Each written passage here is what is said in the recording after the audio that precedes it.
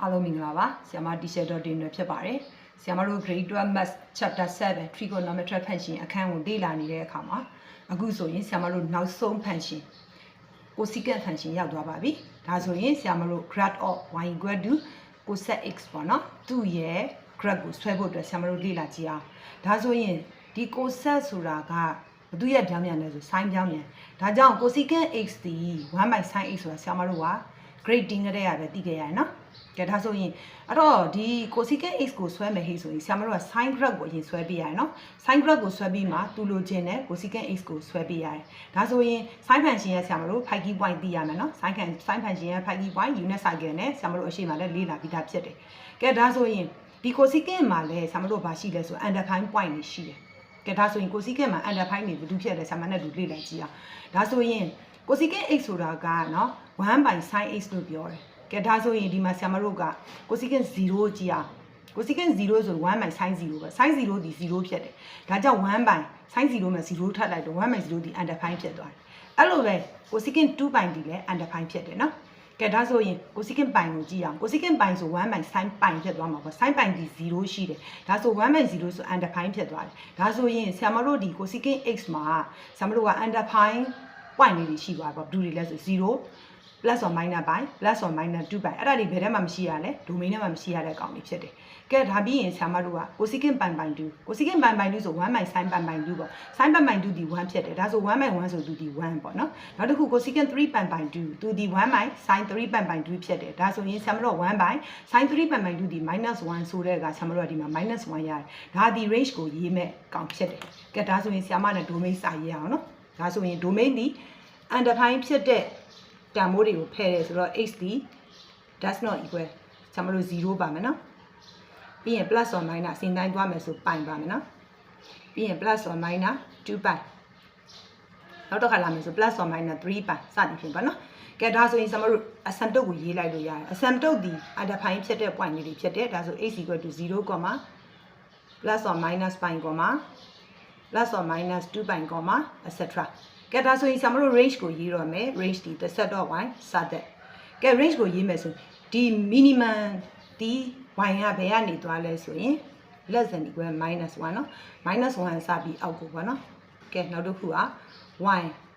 greater than equal အပေါ်ဘက်ဆိုခဲ့လို့ရှိရင်သူက1နဲ့အထက်ပေါ့y greater than equal 1ဒါဆိုရင် range ရသွားပါပြီဒါဆိုရင်ပြီးတော့ cosecant တို့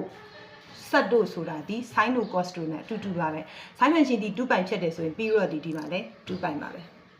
ကဲဒါဆို asymptote တွေလည်းပြီးပါတယ်ဒါဆိုရင်ဆရာမတို့ကစဆွဲတော့မယ်ဆိုရင် sin plot ကိုအရင်စဆွဲရမှာဖြစ်တယ်ဒါဆိုရင် sin ရဲ့ y equal to sin x ရဲ့ဆရာမတို့က coordinate ဒီ phi key point ပေါ့ phi key point ဒီ sin 0ဒီ0 sin ပိုင်ပိုင်2ဒီ1 sin ပိုင်ဒီ0 sin 3ပိုင်ပိုင်2ဒီ -1 sin 2ပိုင်ဒီ0ဆိုပြီးတော့ဆရာမတို့ဒီ unit circle လေးနဲ့လေ့လာထားရင်ရတယ်ကဲဒါဆိုရင်0 0ဆရာမတို့အရင်ဆုံးx intercept x ဝင်ရိုးပေါ်မှာရှိတဲ့ y တန်မိုး0ဖြစ်တဲ့ point လေးတွေရင်ရှာမယ်ဒါဆို0 0ရှာပြီနောက်တစ်မှတ်ဒီ pi 0နောက်တစ်မှတ်ဒီ2 pi 0အဲ့တော့ဆရာမဒီဘက်မှာအနှုတ်ဘက်ပါချထားလိုက်မယ် pi 0ဆိုဒီဘက်မှာ -pi 0နောက်တော့က -2 pi 0ပေါ့ချလိုက်ပြီပြီးရင် maximum point pi 2ဆိုရင်1 x တန်မိုး pi 2 y တန်မိုး1နောက်တစ်ခုဒီ minimum point 3 pi 2ဆို -1 x တန်မိုး3 pi 2 y တန်မိုးဒီ -1ကဲဒါဆိုရင်ဒီမှာ pi 2 1ဒီဒီမှာ maximum point ဖြစ်တယ်ဒီဘက်မှာ -pi 2 -1ဒီ minimum point ဖြစ်မှာပဲเนาะကဲအဲ့လိုပဲဒီဘက်မှာလည်း3 pi 2 -1ဒီဘက်မှာ minimum point ဖြစ်တယ်ဆိုဒီဘက်မှာ -3 pi 2 1ဒီ maximum point ဖြစ်နေမှာပေါ့အဲ့တော့ဆရာမကဒါ graph ကိုလှအောင်အတွက်เนาะအပြည့်ဆွဲလိုက်တာ phi key point နဲ့မနေဘူးရေကဲဒါဆိုရင်ဆရာမတို့ sin graph ကိုဆွဲကြည့်အောင်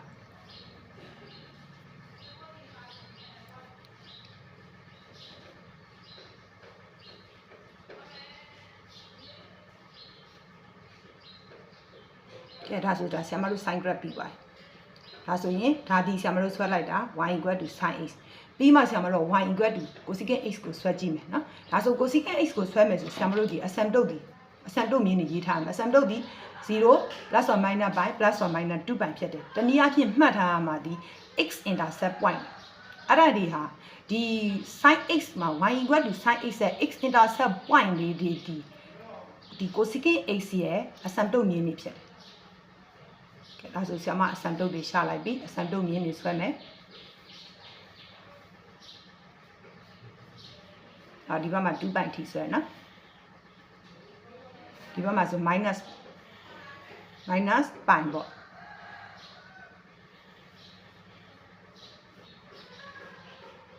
ကဲဒီဘက်မှာဆိုလို့ရှိရင် minus 2ပိုင်ကဲအစံတုပ်လေးတွေဆွဲပြီးပြီအစံတုပ်လေးတွေဆွဲပြီးပြီဆိုဆရာမတို့အဲ့ဒီကိုဆက်ဂရက်ကိုဆွဲတော့မယ်ကိုဆက်ဂရက်ကိုဆွဲမယ်ဆိုရင်ဆရာမကကဲအပေါ်က1နဲ့1အထက် range ကိုဆွဲမယ်ရေးဆိုဒီက graph ဆွဲလိုက်မယ်နော်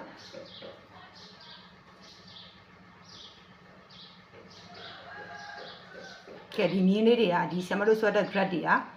အစံတုပ်တွေကိုသွားထိလို့မရဘူးနော်သွားဖြတ်တဲ့ပုံစံမျိုးလဲဆွဲလို့မရဘူး तू ကထိလို့နေပါပဲသွားမှာကဲနောက်တစ်မှတ်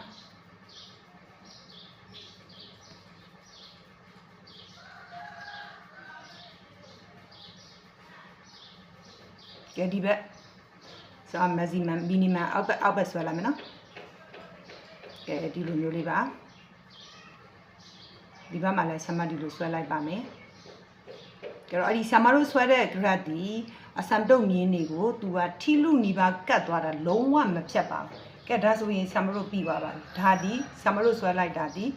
y equal to cosecant x cosec x py နော်ကဲ py ဆိုဆရာမတို့ကပြီးတော့ထည့်ပါမယ်ပြီးတော့ဒီ2ပိုင်လို့ပြောတယ်ဆရာမ0ကနေ2ပိုင်ရေးထားလိုက်တယ်ဒါဆိုရင်0ကနေ2ပိုင်ကိုပဲပြီးတော့ရေးပေးလိုက်မယ်ဆိုရင်ဒါဆိုရင်ပြီးတော့ဒီ2ပိုင်မှာ